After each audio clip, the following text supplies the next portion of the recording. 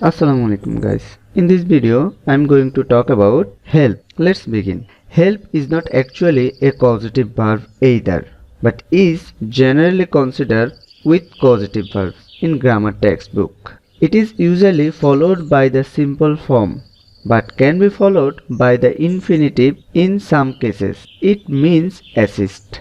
Help প্রকৃতপক্ষে causative verb নয়, কিন্তু সাধারণ গ্রামার টেক্সট বুকেও হেল্পকে পজিটিভ হিসেবে বিবেচনা করা হয়। এটার পরে সাধারণত ভার্বটা সিম্পল ফর্ম হয়, তবে কিছু ক্ষেত্রে ইনফিনিটও হতে পারে। হেল্প অর্থ অ্যাসিস্ট অর্থাৎ সাহায্য করা। লেটস সি দ্য রুলস, অর্থাৎ সাবজেক্টের পরে help plus complement plus verb in simple form অথবা verb in infinitive. Let's see the first example. John helped Mary wash the dishes, অর্থাৎ হেল্পের পরে ভার্ব ওয়াশটা সিম্পল ফর্মে হয়েছে।